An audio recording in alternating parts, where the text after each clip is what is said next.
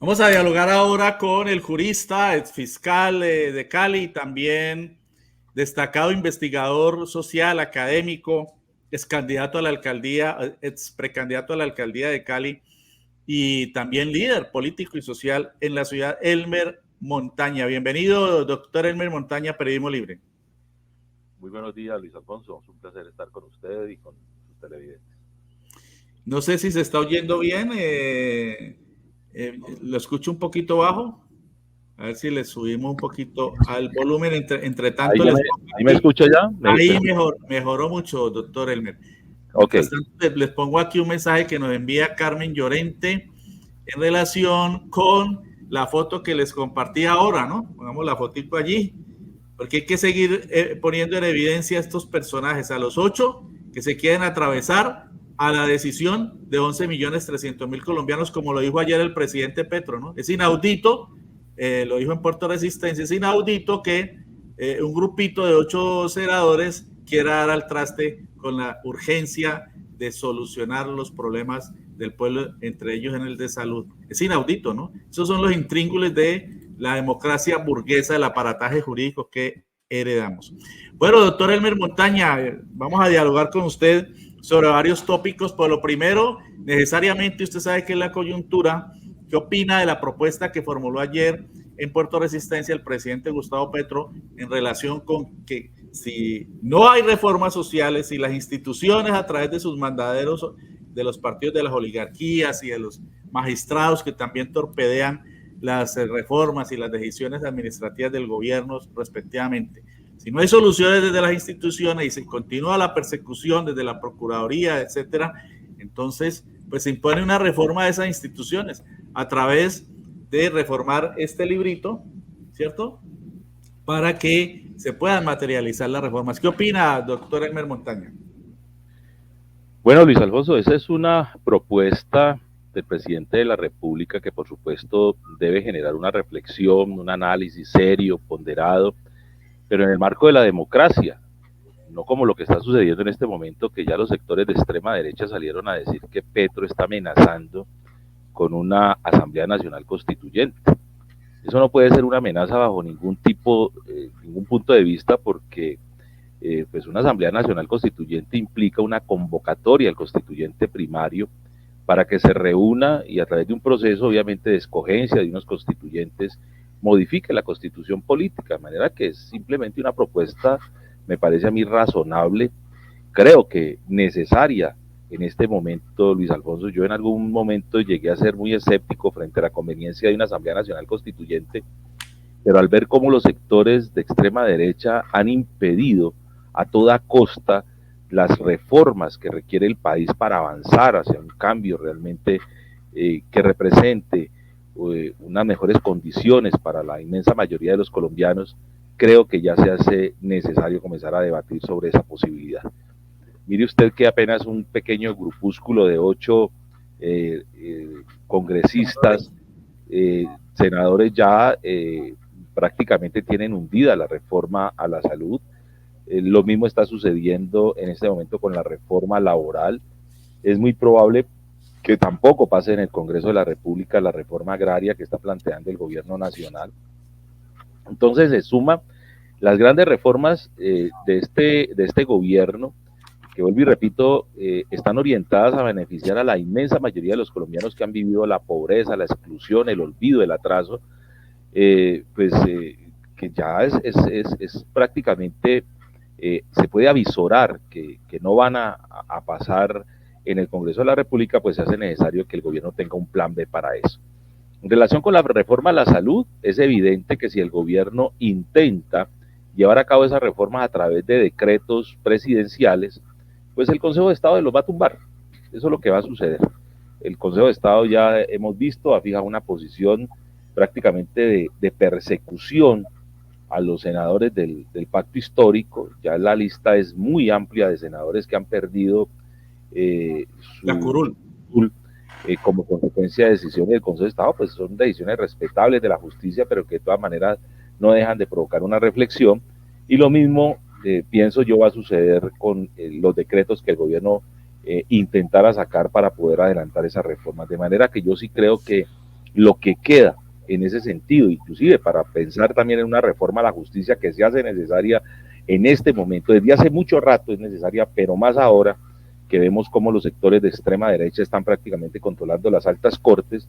Entonces yo creo que lo mejor es pensarnos en serio en una Asamblea Nacional Constituyente. Yo creo que es una decisión, es una propuesta audaz del presidente de la República. Creo que llega en un momento necesario.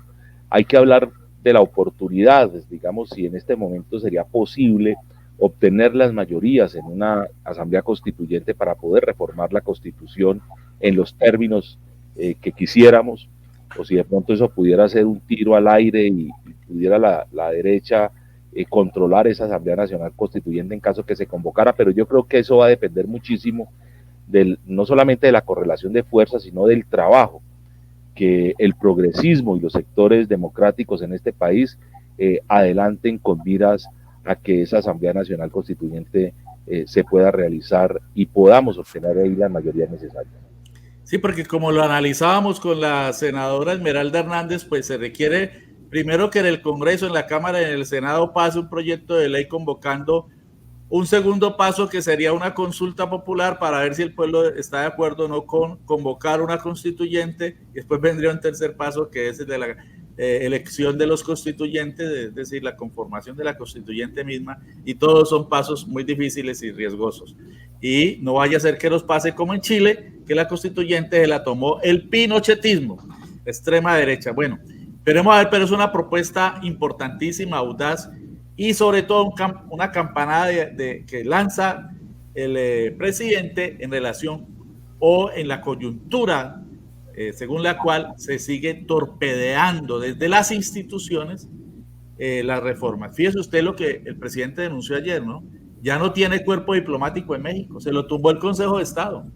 El mismo aparato jurídico cavernario que le tumbó la intervención en la CREC. ¿Y para qué era la intervención en la CREC? Que está garantizada por la ley, era para reformular todas esas decisiones y resoluciones y medidas que le garantizan a las grandes electrificadoras enriquecerse a costa del bolsillo de los usuarios. Pero se la tumbaron. Lo mismo que le tumbó la Corte Constitucional los decretos legislativos de emergencia social y económica de La Guajira. De modo que es complejo el panorama para el gobierno en el marco de ese aparataje jurídico del Estado. Pero hemos invitado también al doctor Elmer Montaña para hablar sobre algo que conoce muy bien. Se ha producido por fin la escogencia de Luz Ariana Camargo, bueno, de la nueva fiscal, cargo que recayó en Luz Ariana Camargo, una mujer muy experimentada, con amplia trayectoria, incluso dentro de la fiscalía, delegada ante altos tribunales, y con una gran experiencia de transparencia, con una gran trayectoria de transparencia y de formación jurídica. Pero ya salieron a flote una serie de circunstancias. Se dice que hubo un acuerdo bajo la mesa para que un fiscal afín a la vicefiscal Marta Mancera sea seleccionado por ella como vicefiscal. Usted mismo participó en la denuncia de 9 resoluciones internas que reformulan el funcionamiento del CTI y de otras instancias de la Fiscalía. Lo hizo a través de Raya, la revista, lo hizo a través de RTBC. ¿Cómo ve ese panorama, doctor Elmer Montaña, a propósito de que la nueva fiscal por fin ha sido escogida? Bueno, comparto con usted, Luis Alfonso, que la doctora Luz Ariana Camargo es una jurista con amplia trayectoria, conocimiento en el derecho penal, pero además tiene como antecedente importante que acompañó al actual ministro de Defensa, Iván Velázquez, en la conformación de la famosa Comisión contra la Impunidad que se constituyó en Guatemala a instancias de una solicitud que el gobierno guatemalteco le hizo a Naciones Unidas. Durante ese tiempo, estas dos personas, la doctora Luz Ariana Camargo e Iván Velázquez, Luz Ariana Camargo fue la asistente de Velázquez en esa comisión, pues llevaron a cabo un proceso de investigación muy serio en relación con la corrupción que ha carcomido las instituciones en ese país. Gracias al trabajo que ellos realizaron, se develó las estructuras de corrupción y mafiosas que estaban detrás del control político y social en Guatemala, y muchas personas fueron finalmente privadas de la libertad, incluyendo un expresidente de la República.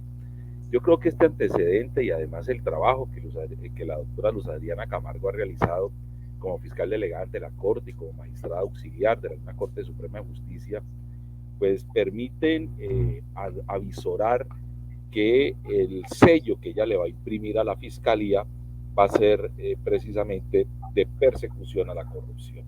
Una corrupción que ha tomado mucho vuelo, que le ha ganado la batalla a la institucionalidad desde hace rato, precisamente por los problemas surgidos en el sistema judicial, especialmente en la Fiscalía, que ha manejado un doble rasero. Nosotros hemos tenido unos fiscales que persiguen la corrupción dependiendo de quién es el corrupto y a qué partido político pertenece, y dejan en la impunidad a muchos miembros de estas estructuras corruptas que incluso están hoy enquistados en el poder político en las regiones, en los territorios, simplemente por afinidad ideológica o política, o porque, como en el caso del señor Francisco Barbosa, pues se convirtió en un mandadero precisamente de esas estructuras. Entonces, yo en relación con el trabajo que podría adelantar la doctora Luisa Adriana Camargo, pienso más bien que ella va a adelantar un trabajo muy importante en la lucha contra la corrupción y la impunidad. Ahora bien, ella va a tener que resolver primero unos problemas muy graves. La actual fiscal general de la Nación, Marta Yanet Mancera, fiscal encargada, como usted lo señaló, produjo el 26 de febrero de este año, apenas 13 días después de haber asumido como fiscal general encargada, 9 resoluciones en donde reformó de manera importante la estructura de la Fiscalía General de la Nación al más alto nivel. A través de esa reforma, lo que hizo la señora Marta Yanet Mancera fue una especie de golpe de Estado anticipado a la próxima fiscal general de la Nación, en la medida en que le quita facultades, poderes consagrados en la Constitución y en la ley, y los trasladó al despacho de la Vicefiscalía General de la Nación. Eso para nosotros resultó altísimamente sospechoso cuando comenzamos el estudio de esas resoluciones, gracias pues al trabajo que viene adelantando la revista Raya. Con ellos comenzamos a examinar el contenido de las mismas y nos dimos cuenta que el denominador común en todas esas resoluciones es que realmente quien quedaría con un poder casi que omnímodo en la Fiscalía General de la Nación sería quien asuma la labor de fiscal general. Es decir, la nueva fiscal quedaría prácticamente amarrada de manos y de pies, porque las facultades, por ejemplo, de coordinar y hacer seguimiento a las labores de policía judicial pasarían al despacho del vicefiscal, lo cual es absolutamente ilegal, porque por mandato de la ley 906 del año 2004, que va en consonancia con el artículo 250 de la Constitución, es el fiscal general de la Nación el supremo rector, coordinador de la policía judicial. Y la señora Marta Yanet Mancera no podía, a través de una resolución que es de menor entidad, reformar la ley, y eso fue lo que hizo. Pero hay algo mucho más grave, Luis Alfonso, y es que en esas resoluciones la señora Marta Yanet Mancera creaba una especie de central de inteligencia controlada también por la Vicefiscalía General de la Nación. Mire usted, ahí se crean unas estructuras supremamente robustas que tienen como objeto recolectar toda la información de inteligencia que se produce en los procesos penales y que se producen a través de las labores de policía judicial, para ser trasladadas a esos aparatos paralelos, a mi manera de ver, que no tienen una función específica en relación con ellos.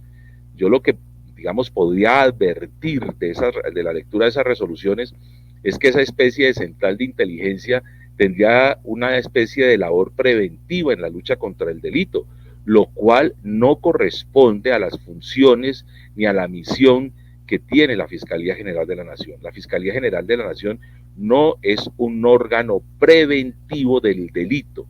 La Fiscalía General de la Nación, por mandato constitucional, tiene la función de investigar los hechos que se dicen puedan ser constitutivos de delito y que son puestos en conocimiento de los fiscales a través de denuncias o que la misma Fiscalía conoce, verificar si realmente son delito y en caso de que sean delito, pues establecer quiénes los cometieron para ponerlos a disposición de los jueces de la República.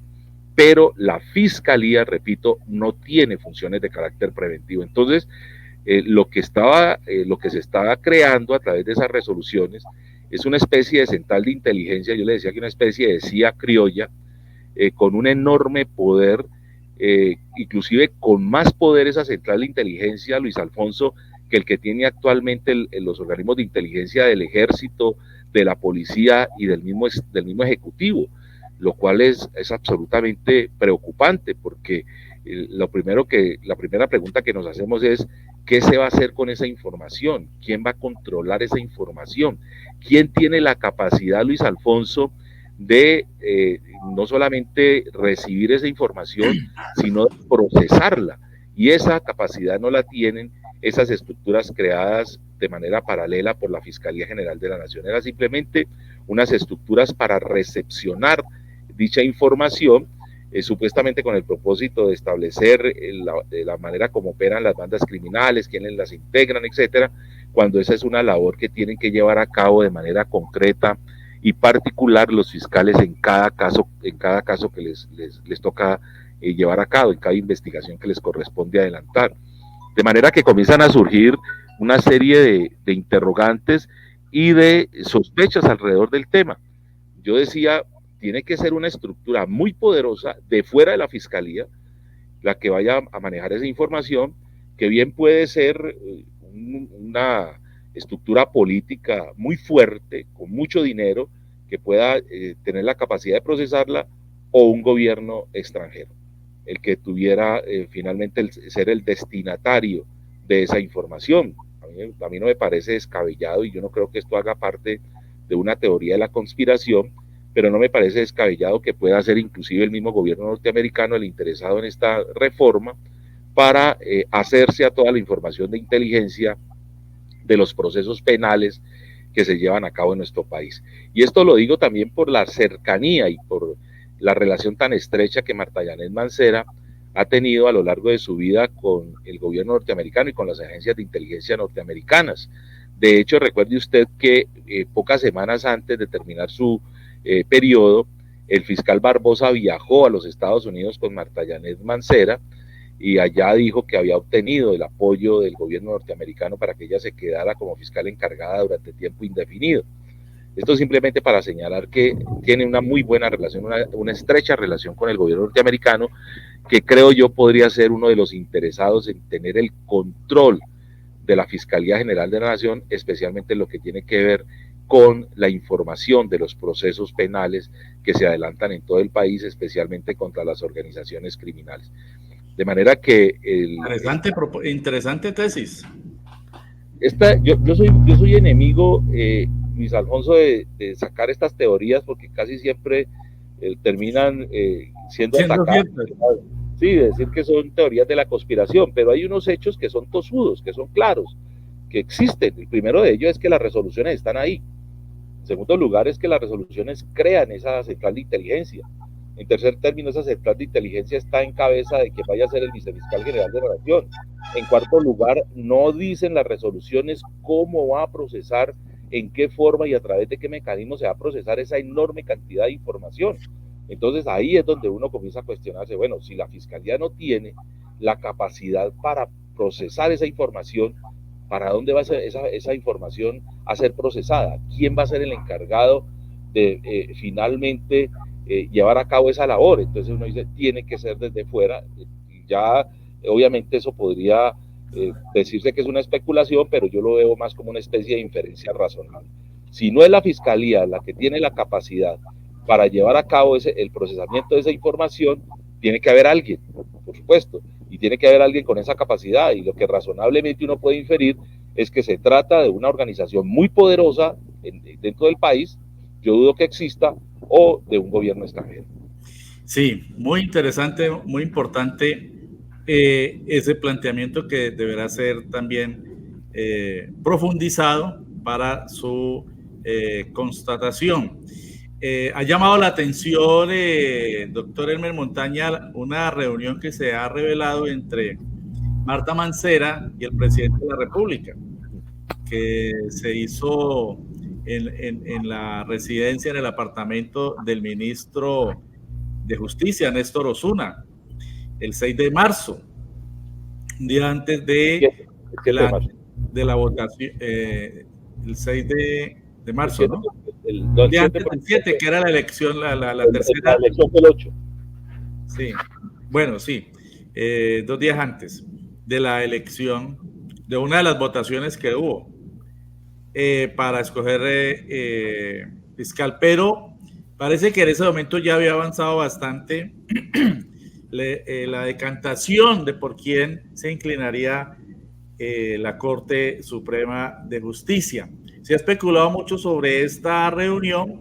El presidente le explicó al periodista Daniel Coronel que simplemente esa reunión fue pedida por Marta Mancera, imagínense, pedida por Marta Mancera. Ya cuando sabía que iba a producirse una elección de fiscal, parece que ella fue a pedirle supuestamente medidas de seguridad cuando están garantizadas y súper garantizadas. Un pedido extraño. El periodista Gonzalo Guillén ha dicho en un trino que lo que fue a pedir la señora Mancera, imagínese usted qué tal esto, es que la mande a una embajada, que la mande a una embajada como mecanismo de protección. Ahí está el trino de Gonzalo Guillén. Y la señora Mancera, por su parte, ha dicho que, le dijo al periodista también que ella había pedido la reunión con el presidente para abordar asuntos trascendentales de la política de paz total, lo cual se puede abordar en otro tipo de reuniones. Bueno, ¿qué opina usted de esta reunión a propósito de todo lo que estamos hablando? De esta reunión insólita o inusitada o inesperada pedida por Marta Mancera con el jefe del Estado. Bueno, Luis Alfonso, usted sabe que yo he sido un defensor, a veces a ultranza, de las políticas del gobierno nacional y de las posturas del presidente de la República. Pero eso no me exime a mí también de ser crítico. Yo creo que esa reunión fue un error cometido por el presidente de la República. El presidente no debió haber asistido a esa reunión. Esa es una reunión que iba a quedar bajo sospecha.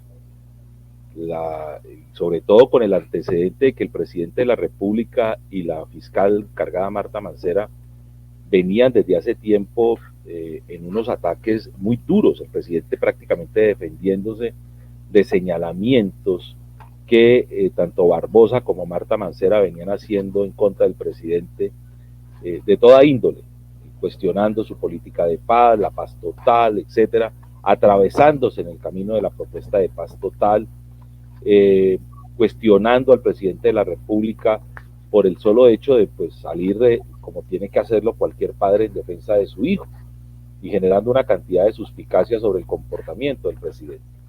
De manera que a mí se me parece que fue un gravísimo error. Una reunión un día antes de la elección en la casa del ministro Osuna, de noche, no creo que sea lo correcto. Yo creo que en este caso, en este tipo de cosas, hay que aplicar la tesis que decía Julio César, que la mujer del emperador no solamente tiene que ser, sino parecer. Las reuniones entre el presidente de la República y Marta Mancera deben ser reuniones de carácter institucional, en espacios institucionales. Entonces eso fue lo que dio pie a que Daniel Coronel pues diera a conocer en ese informe con mucha suspicacia que había ido el presidente de la República en compañía de Laura Sarabia y que entonces el presidente se había encerrado aparte en un salón, en un lugar para dialogar con Marta Mancera a puerta cerrada, y que en el otro espacio estaba el vicefiscal encargado con Sarabia y con el ministro de Justicia. Y entonces salió Marta Llanera a decir una cosa sobre la reunión y el presidente de la República a decir otra, porque no coincidieron en cuál fue el tema que se trató. De manera que no sé, en algún momento podrá salir a la luz pública realmente qué fue lo que se trató en esa reunión, pero a mi manera de ver, lo digo con todo respeto, pero con un altísimo sentido de la autocrítica, Luis Alfonso, que no podemos dejar a un lado, creo que fue un gravísimo error del presidente haber aceptado esa reunión. Sí, como usted lo dice, pues no se conocen intríngulis de la reunión. El presidente Gustavo Petro también funda su comportamiento en el humanismo y seguramente consideró que era importante escuchar a una persona que él sentía desesperada ante la inminencia de su reemplazo y de que se han venido haciendo unas denuncias gravísimas como las que usted ha hecho y la ha hecho la revista Raya, RTBC y otros medios de comunicación que sin duda alguna, pues, según dijo ella también, según se dice, la han tenido bastante preocupada a la señora Mancera. Y bueno, hilando una cosa con la otra, no sería descabellado que a pesar del odio que le han tenido al presidente y que han actuado contra él como lo denunció ayer, ¿no? El presidente denunció ayer en Puerto Resistencia que recibió un ataque feroz del fiscal Barbosa que lo quería tumbar. Lo denunció y fueron muy duras las denuncias que hizo el presidente, muy reveladoras contra el exfiscal Barbosa por parte del presidente ayer en Puerto Resistencia. De modo que es extraño. Y bueno, son las condiciones humanas, ¿no? Ante la derrota también puede ser un punto de interpretación. Ante la derrota, pues el reconocimiento de que finalmente el presidente salió avante con su terna, ¿no? También es un punto de interpretación. Finalmente, doctor Elmer Montaña, no sé si tenga algo más que agregar sobre esto. Finalmente, usted, ¿cómo ve el futuro del trámite de las reformas en el Congreso, que es otro de los temas que hemos tenido hoy en nuestro espacio? Bueno, Luis Alfonso, yo creo que va a ser muy difícil. En el tema de la reforma a la salud, que digamos es uno de los pilares fundamentales de las propuestas del presidente Gustavo Petro, lo que hemos visto es cómo las entidades, las empresas prestadoras de servicio, desde un primer momento comenzaron a repartir enormes cantidades de dinero a medios de comunicación, a lobistas, a personas encargadas de desacreditar la reforma, pero sobre todo también a crear algunos grupos de base tendientes a desinformar a la comunidad sobre las consecuencias de esa reforma y a plantearles que la reforma iba en contra de los usuarios de la salud, lo cual es absolutamente falso.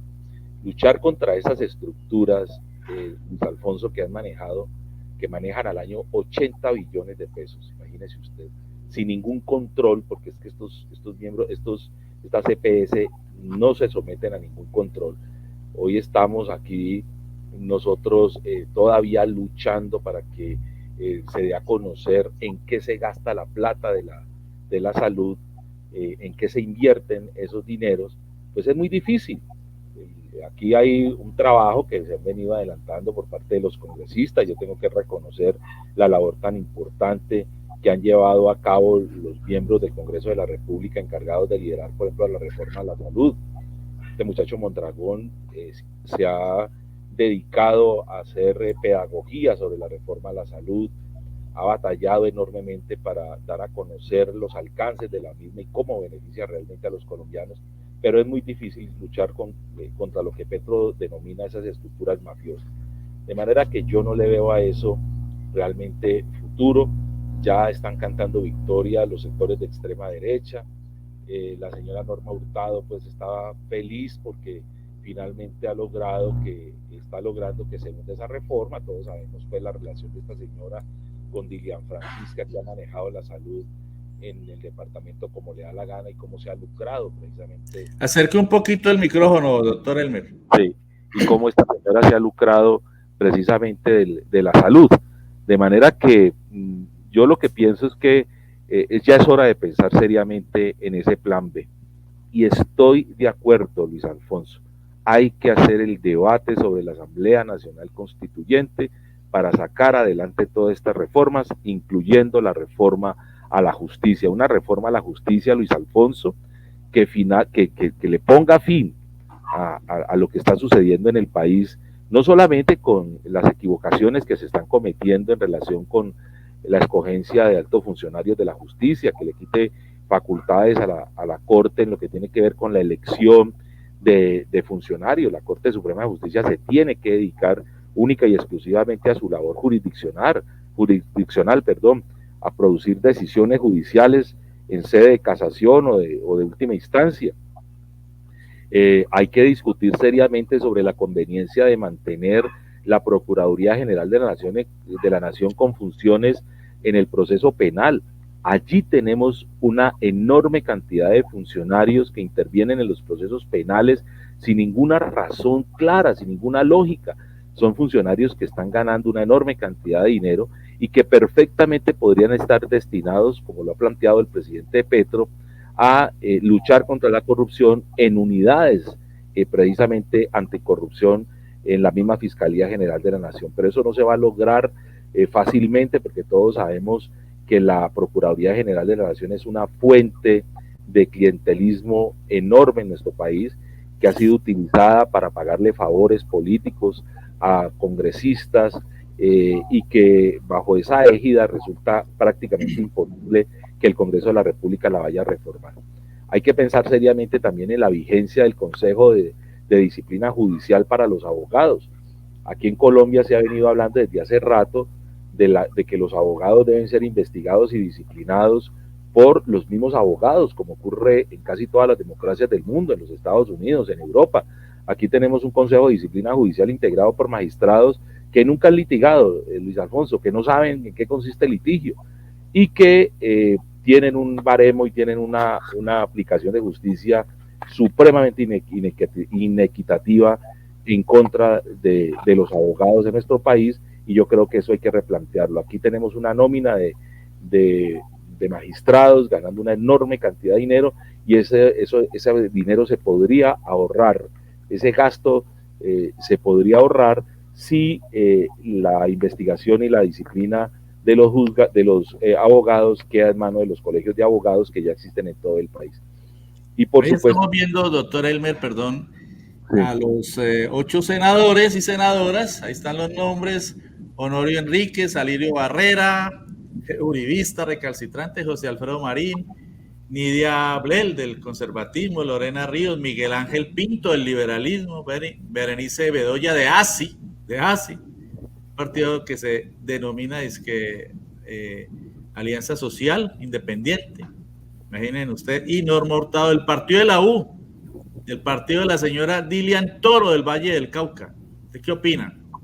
No, pues ahí está, y pues todo se explica, que no hay ninguna, imagínense, la señora Norma Hurtado debería declararse impedida para discutir el tema de salud por la relación tan estrecha que tiene con Dilian Francisca Toro, que vuelvo y repito, ha controlado el tema de la salud a su antojo en el departamento del Valle del Cauca y ha beneficiado su estructura política precisamente de la salud. De manera que cuando uno ve ese cuadro de honor allí o de deshonor allí, pues lo que produce realmente son escalofríos, Luis Alfonso, y lo lleva a uno a pensar que definitivamente la propuesta del presidente de la República sí es razonable. Yo creo, Luis Alfonso, yo voy a hacer uno de los, digamos, de los voceros de esa propuesta para generar ese debate político, ese debate democrático. Hay que acabar con el miedo de la Asamblea Nacional Constituyente.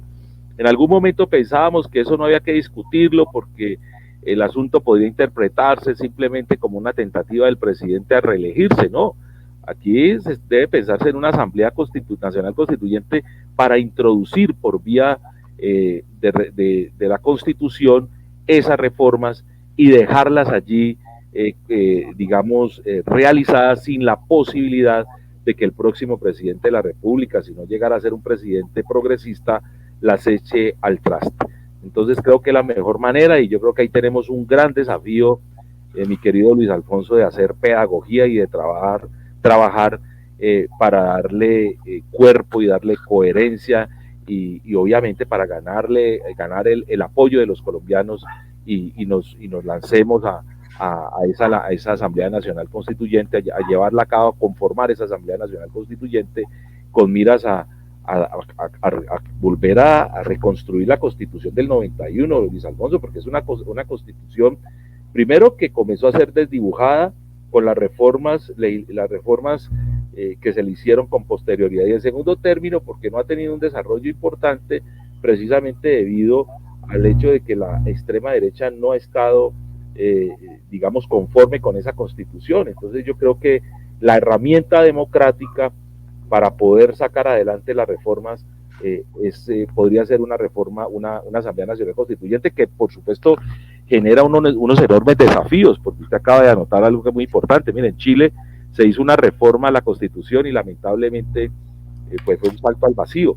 Pinochetista. Bueno, claro, la derecha se apoderó de esa Constitución, de esa constituyente, y fue desastroso. Yo creo que aquí, si se hace un trabajo serio, organizado, la podemos sacar adelante. Si no hay ese trabajo serio, si la izquierda se mantiene dispersa, si la izquierda y el progresismo no se une alrededor de esa causa común y deja a un lado toda, primero la indisciplina, y en segundo lado pues esa ferocidad y a veces ese canibalismo de algunos sectores, pues no nos podríamos lanzar a una propuesta de esa naturaleza, porque sí sería un suicidio, Luis Alfonso.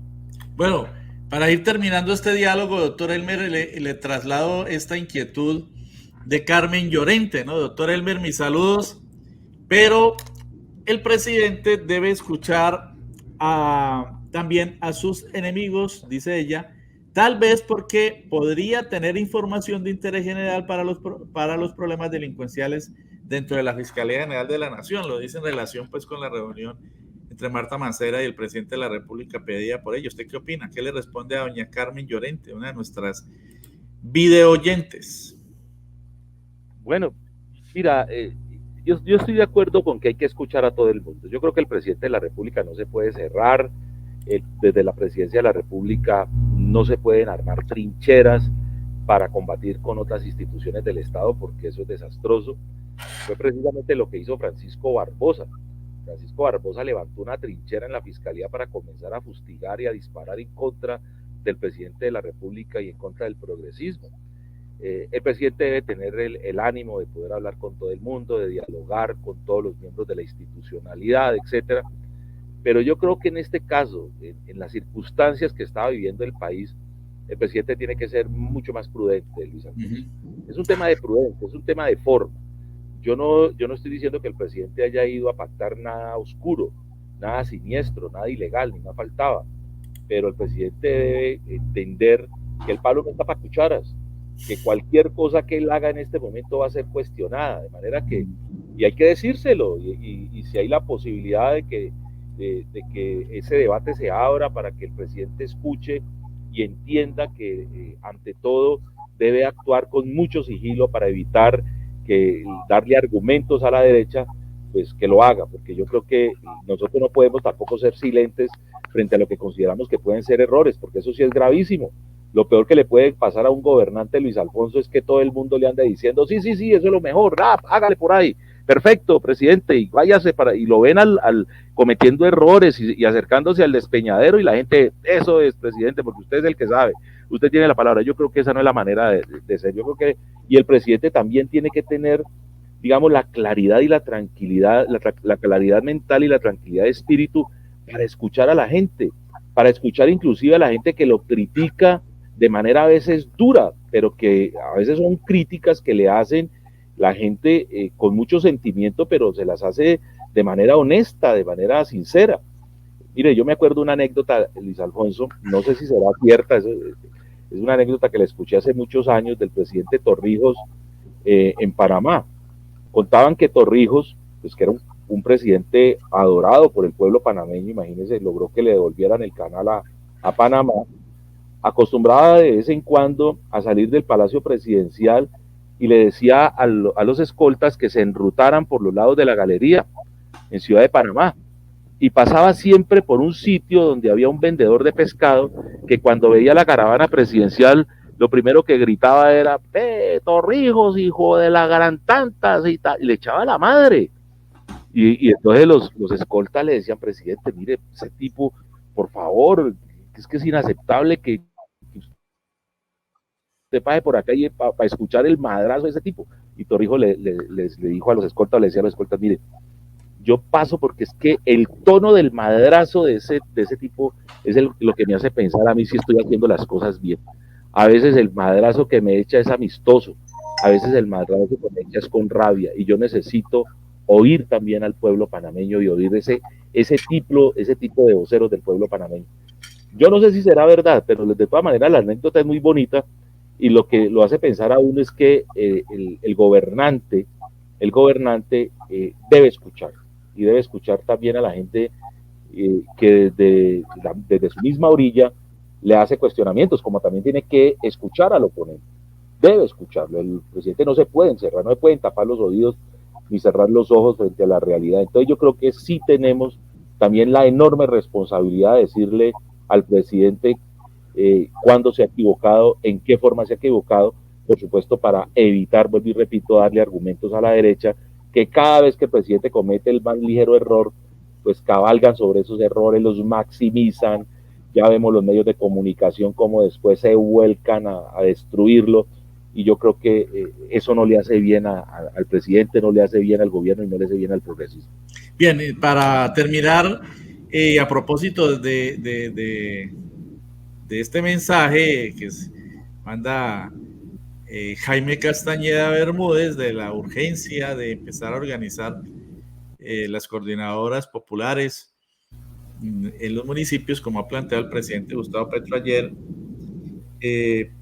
pues en consonancia con eso, usted viene impulsando también con el ex candidato al Consejo, Nellington Ramos, lo que se empezó a denominar desde hace 10 días, en una reunión que hubo en Cali, el colectivo por la unidad, después de una reunión en la que participaron alrededor de 15 personas interesadas precisamente en todo este proceso de unidad que se requiere para la organización y para la acción, como lo ha planteado también el presidente, porque sin unidad, sin organización y sin el accionar conjunto de todas las fuerzas populares comprometidas con el cambio, pues no se podrá sacar adelante ni la reforma, ni el gobierno, ni la constituyente, de modo que es fundamental, como lo ha planteado, definitivamente crear las coordinadoras municipales populares.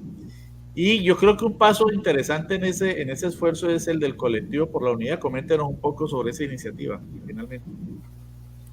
Bueno, Luis Alfonso, en efecto, con varios líderes del progresismo en Cali, hemos conformado lo que denominamos el colectivo de unidad popular.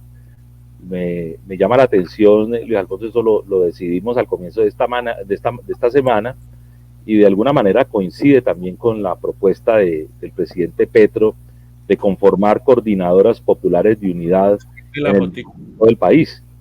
De manera que estamos trabajando en eso. Vamos a realizar una reunión el próximo 3 de abril. La idea es convocar a los sectores del progresismo, del pacto histórico, muchos de ellos que pues obviamente tienen algún tipo de reparo sobre lo que ha venido sucediendo en Cali, el departamento del Valle del Cauca. No podemos ser ajenos aquí se cometieron errores muy graves desde el punto de vista organizativo, pero también en relación con la toma de decisiones. Eso hay que superarlo.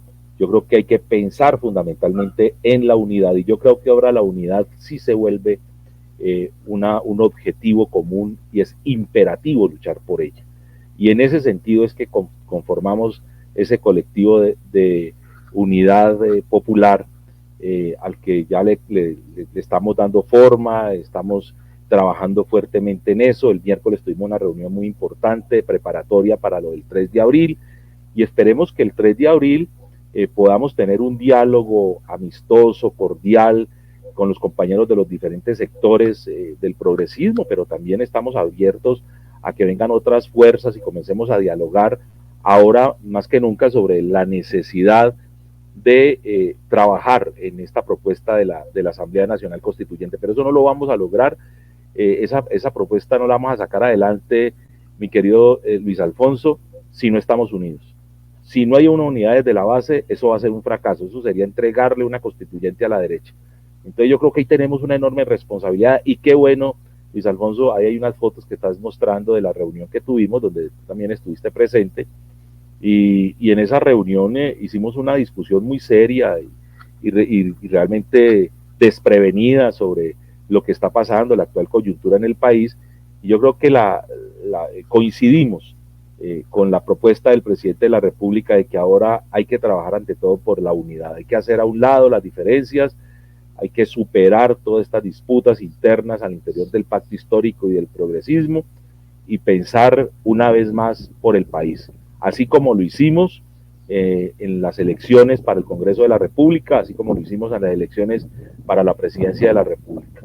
Dejamos a un lado los intereses personales, dejamos a un lado las rencillas, dejamos a un lado las diferencias y sacamos adelante esas propuestas de unidad para lograr obtener unas mayorías muy importantes en el Congreso y llevar a la presidencia de la República al presidente. Y yo creo que lo vamos a lograr nuevamente si el propósito definitivamente va a ser el de una Asamblea Nacional Constituyente, pero tenemos que ponernos a trabajar en forma para sacar adelante esa iniciativa. Y esa iniciativa, repito, Luis Alfonso, es a partir de la unidad de los sectores progresistas y democráticos y populares en este país.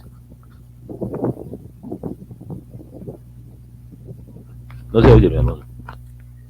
Perdón.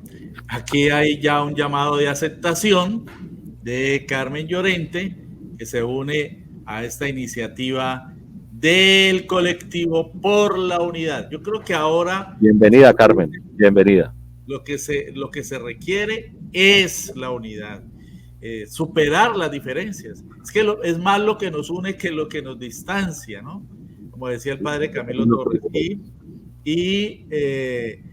Como digo, y como dijo el presidente Gustavo Petro, retomando las palabras del presidente ayer, sin la unidad y sin la organización será muy difícil sacar adelante estos procesos. Estamos enfrentando unas situaciones muy complejas de ofensiva de la derecha y la extrema derecha y alguna gente del centro que está en la derecha, que es más derecha y extrema derecha que otra cosa, contra el proceso de cambio. Muchas gracias, doctor Elmer Montaña, por acompañarnos hoy en Periodismo Libre, por hacer este análisis tan interesante. Y bueno, en esta nueva fase de Periodismo Libre en vivo, creo que lo vamos a volver a tener en muchas oportunidades. Gracias, Luis Alfonso. De verdad que es un placer, es un honor estar con usted y, por supuesto, poder debatir sobre estos temas. Y yo creo que el periodismo libre, el periodismo independiente va a ser muy importante. De hecho, es muy importante en este momento, pero va a ser muy importante para poder sacar adelante estas propuestas y evitar que la derecha, a través del Congreso de la República, no solamente obstaculice las reformas que allí se están debatiendo, sino que terminen aprobando contrarreformas retardatarias y realmente nocivas para los colombianos, como ya se está comenzando a advertir. Entonces, encantadísimo, Luis Alfonso, de estar en tu programa y poder participar en él las veces que me invites. Un abrazo grande, y a Carmen Llorente decirle que bienvenida y que esté pendiente. Entonces, tenemos la convocatoria, Carmen, para el próximo 3 de abril. Aquí nuestro amigo Luis Alfonso, y estamos pendientes, ¿no, Luis Alfonso, del sitio donde vamos a llevarla a cabo? Sí, sí. Es una reunión para continuar en este proceso de discusión, de análisis y debate sobre el tema de cómo construir unidad desde la base en nuestra ciudad y en el departamento. Muy bien, era el doctor Elmer Montaña en Periodismo Libre en Vivo.